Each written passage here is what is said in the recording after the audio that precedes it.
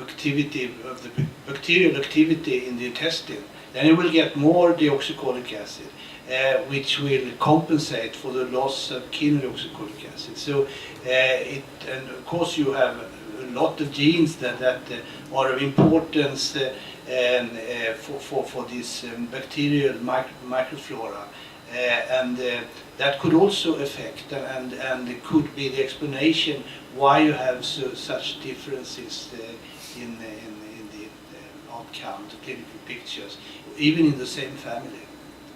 Do you suggest, for instance, to supply, so this is a naive idea, do you suggest to supply patients with some bacterial supplementation? Fecal transplantation. Well, yes, but it's much more easy to treat them with ketodeoxycholic acid, of course. But before you have got the diagnosis, this could be a factor that explains differences in the outcome of the disease. Mm. This is interesting. And then I would like to get back for a second to this concept of loss of function mutations and dominant gain of function mutations. As far as we understand, in this disease, we think, I mean, there's some obvious evidence that this is mostly a loss of function situation, as has been explained. And so we need something to provide an active enzyme, either gene therapy or an enzyme replacement or liver transplant or something, in some way. But I don't think we are completely sure that some of these mutations cannot also act somehow in a dominant gain of function. I mean, this is just an hypothesis. It could be or not.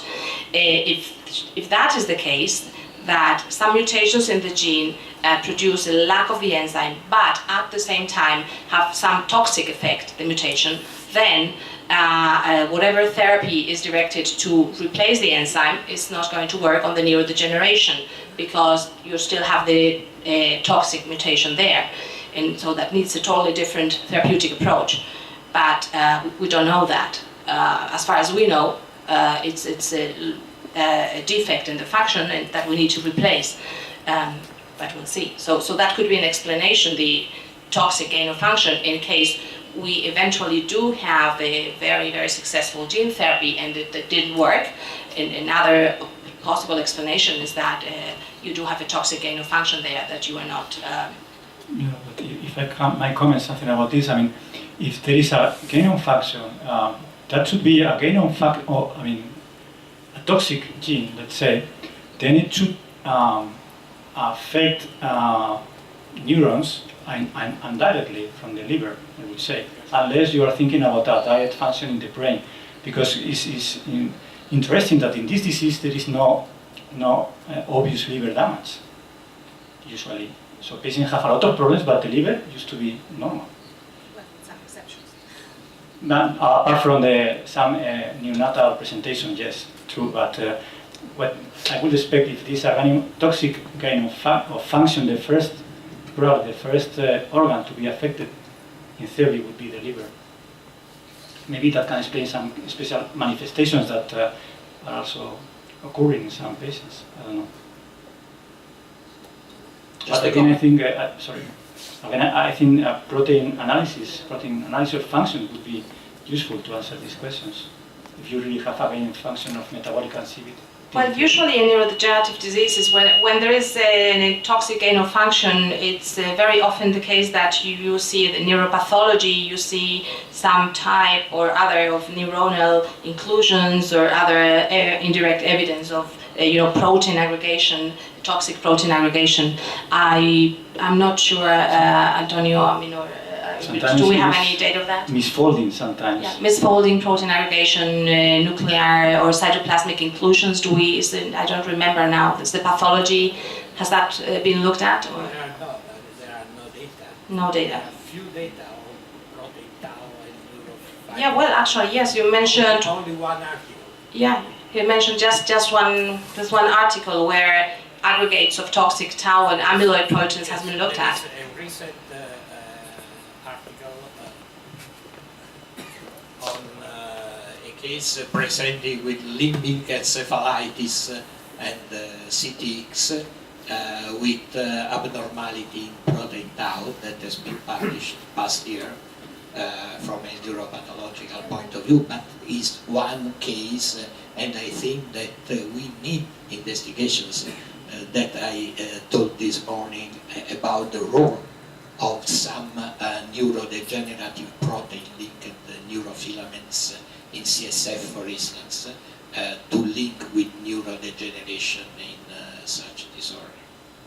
But I have also another question too. In recent years, for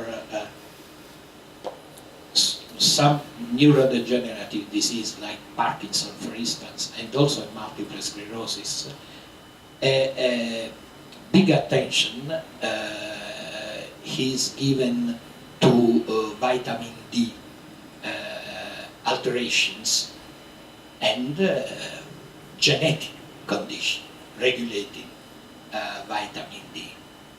Do you think, and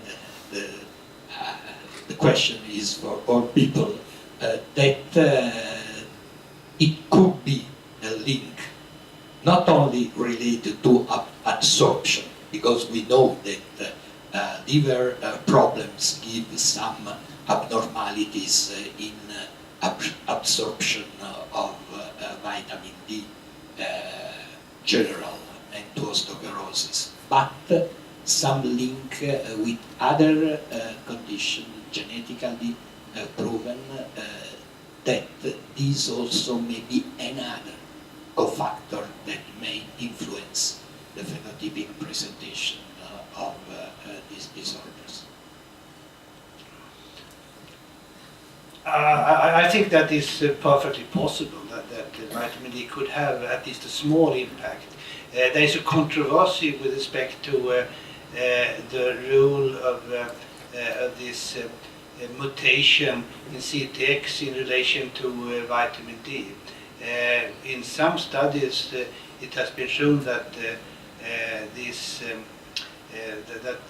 yields deficiency of 25-hydroxy vitamin D, and in other studies it has not been shown. So this is a bit uncertain, I would say. But if there is a deficiency of vitamin D metabolism, it could well have some impact also.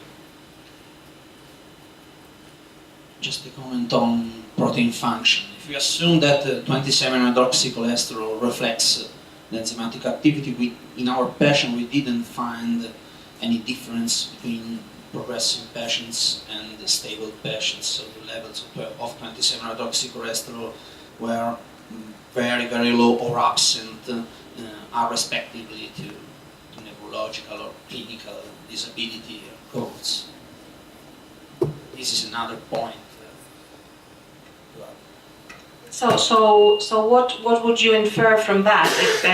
If patients who are stable and patients who progress have similar 25-hydroxycholesterol levels, so what does that mean in terms of how is the metabolic defect related to progression?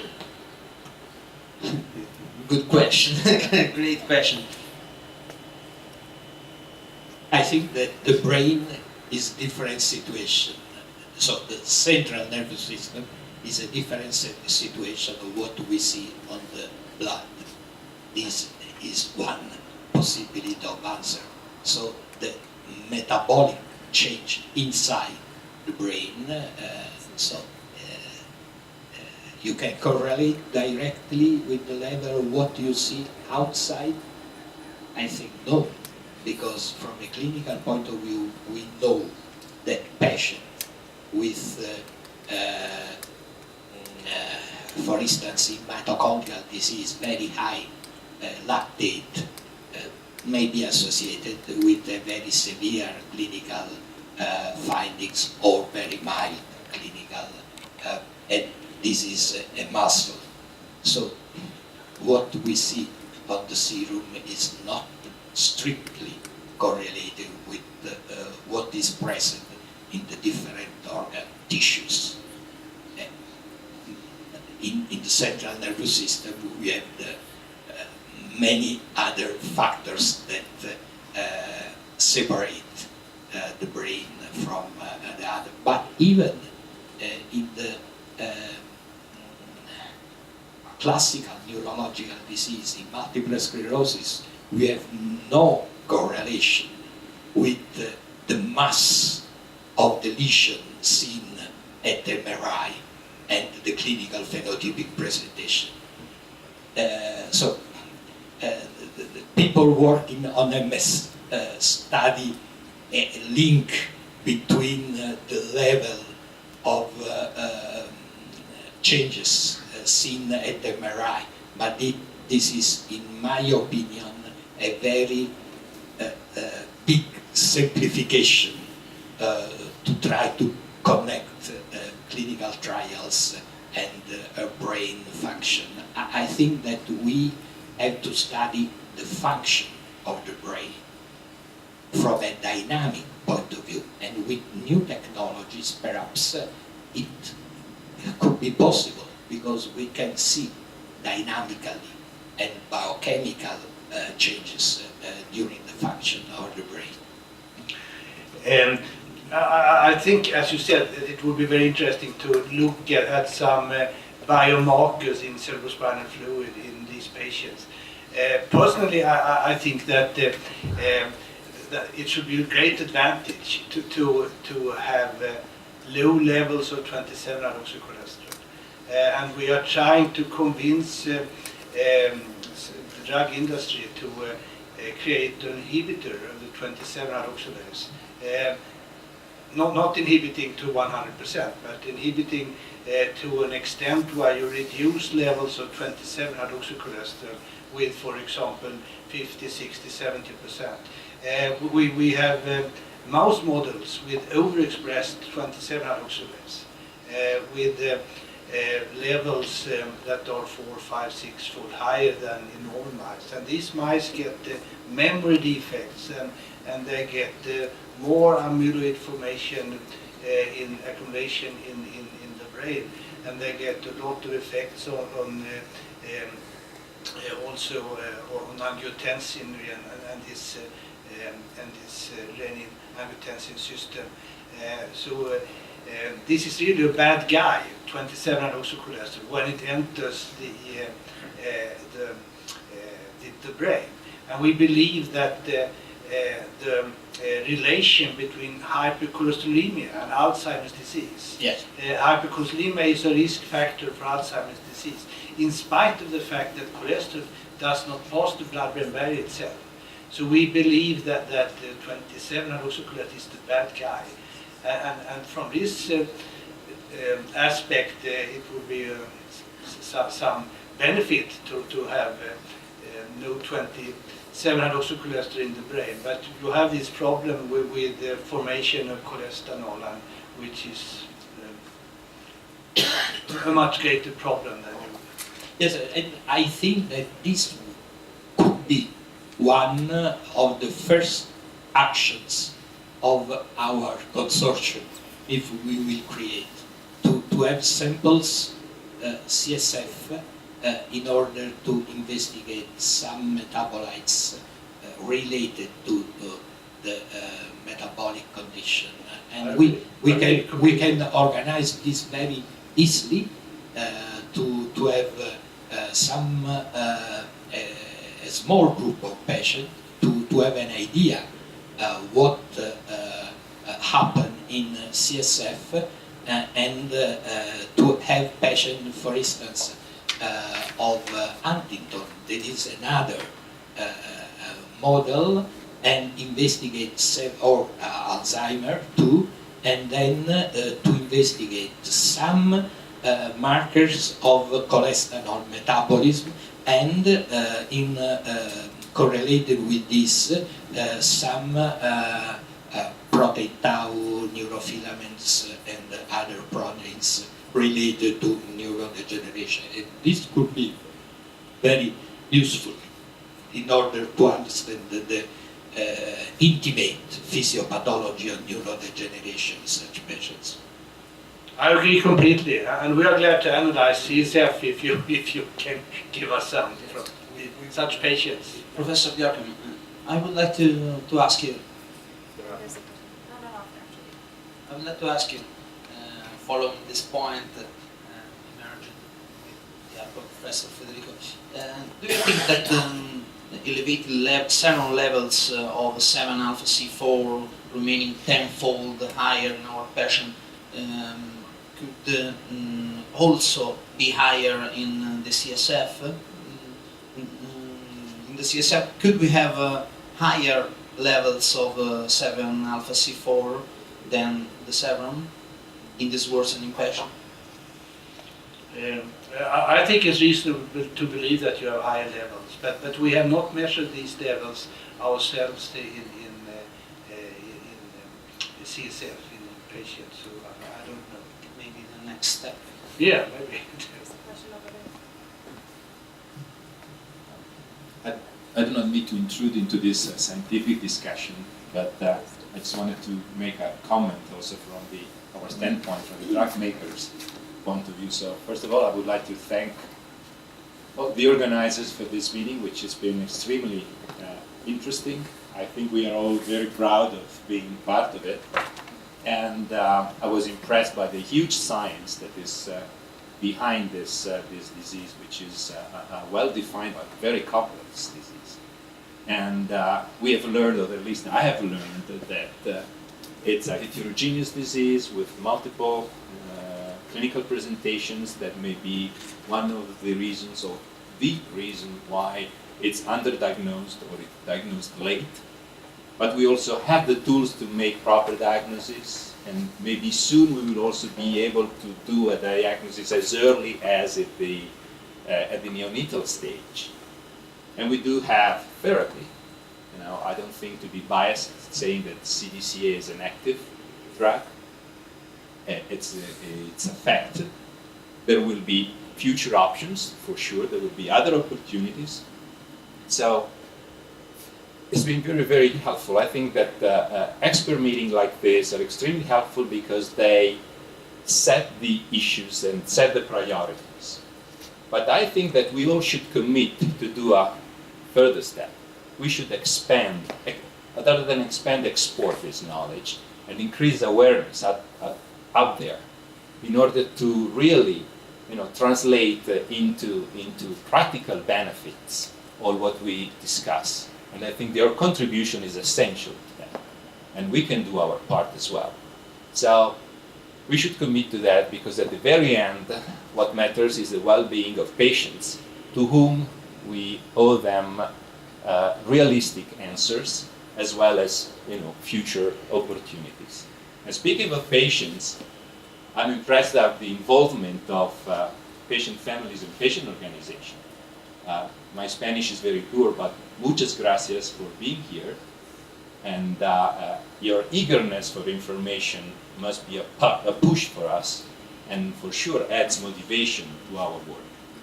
And thank you for Stefania for organizing this. And what you're doing is showing us that you already understood the importance of discussing these issues as well as exporting them at a broader level. So this is something that we all together should try to do. Thank you.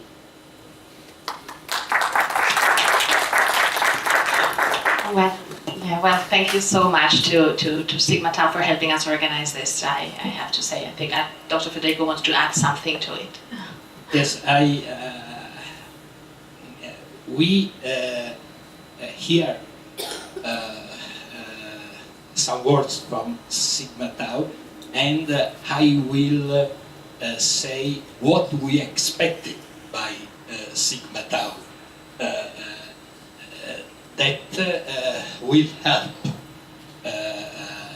to do a good research and to try to be connected, because this is the crucial problem, to create a consortium, an European consortium on CTX and to be able to document this expertise in order to give some possibilities for neurologists and neuropediatrician and general practitioner to be aware on CTX, because this is the main problem that give the late diagnostic gap.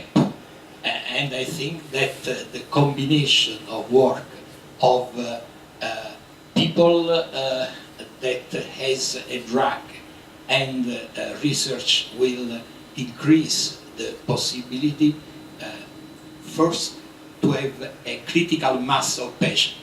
That is important. We will speak tomorrow morning, but recently, in the first issue of Lancet Neurology, has been published a beautiful paper on Friedreich ataxia by a consortium, European consortium on Friedreich ataxia, with more than 600 patients and with a beautiful follow-up of patients and clinical data that are crucial, in my opinion, to have a knowledge of the disease. And if we have only 20 cases, 5 cases, or 50 cases, but if we will discuss about the European group of patients from a clinical point of view, the clinical heterogeneity, the problem of carrier and other findings, I think that we will have new data for understanding this pathological condition and to have possibly improvement in treatment and care of patients. So I think that the joint venture between pharmaceutical industries and also people working in science and in care of patients and families is crucial to improve our knowledge. Thank you very much for this addition. Well, yes, I guess we all basically agree with that. And by joint venture and by ongoing work, I guess in the end we mean that we need to look for funding to make this sustainable, to have, let's say, an annual CTX meeting of this group and make it grow and with increased awareness and bring others here that are committed or have others be interested in the field, and that's what I think the idea that we have, and let's see if we are able to do that part of the work, and yeah, I guess we agree with that, right? Thank you.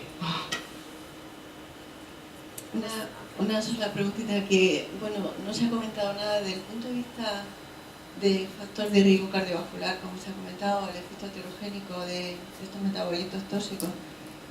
Clásicamente se ha visto en los artículos de CTX que se asociaba la estatina al quenodesoxicólico.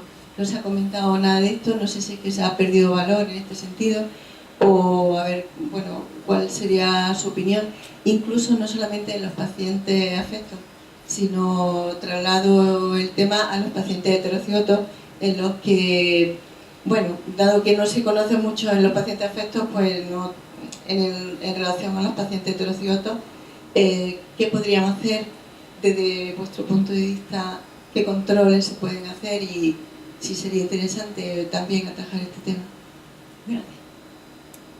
Okay, let me translate the question. She's asking about talking about a little bit more about the cardiovascular risk that was mentioned in general and more specifically in heterozygote carriers. Any recommendations for them? Is there anything that, I mean, should they take statins, or is there, what do we know about the cardiovascular risk in CTX and in heterozygote carriers? do we have funded knowledge, or is that speculative that the carriers might have increased atherosclerotic risk profile? Or I mean, who wants to take that question? Anyone has any opinion on that? Well, in principle, patients with CTX, they have a very advantage lipid profile with relatively low levels of LDL. And the reason for this is the high activity of CYP7A1 that is consuming cholesterol. And in general, you have lower levels of cholesterol. And the risk, the cardiovascular risk from that specific point of view should be lower than normal people, other people. Okay, so it is my understanding that you are not a big supporter of statin association with chenodeoxycholic acid. Is that correct? Yes, I do not think that makes an additional positive effect. So in that case, that is controversial. I know there are other opinions. So in that case, so you understood what he's saying, that actually that a CTX patient should have a protective cholesterol profile, Dr. Federico? But this is controversial. No, it is correct, this, from a biochemical point of view, but there is a problem for the cardiovascular. Yeah, if you get cholesterol depositions in the heart, in the septum, this is then that will be a problem. This is the problem. Yeah. The problem is the deposition of cholesterol in the heart that will give problem to the so a control of echocardiography and electrocardiography and cardiological point of view is crucial to avoid very severe problem related to accumulation of xanthomas in the heart that may, when they are large, we can see through ecography, but they may be not so large and give some electric problem that is very important to follow. Recently has been published a paper, but I think that new data needs about heterozygous mutations and cardiovascular risk. But I think that numbers are necessary, and until now there are no proofs that this problem, the heterozygous condition, is linked with higher cardiovascular risk. But this is a very big problem in general, because we know many neurometabolic diseases in which heterozygous mutation give a higher susceptibility to some disorders. There is a lot of such condition, and we have to prove this. Can I add something to that? Because in the end of the 80s, the group of Koopman and Groningen published studies about heterozygous carriers, which could be identified by cholestyramine treatment. And Yes. by that treatment, the metabolites, the bile alcohols. Bile alcohols in urine, Yeah. as a consequence Yeah. of that. It was Yeah. a loading test. so Yeah. to say. Yes, Yeah. this, this was very interesting before genetics. And for those CTX patients where we could actually see, some evidence of cardiovascular problems, or like xanthomas around the vessels or in the lungs or something, would statins be enough, or would those patients be candidate to lipid apheresis a somehow more aggressive lipid lowering technique. Let's say you perform regular echocardiogram and you see some deposit there, maybe some slide. Should then you be more aggressive in lowering lipid content? The question, the answer, or the question, in my opinion, give from the tendon xanthomas, because there are similar situations in the heart, in the brain, and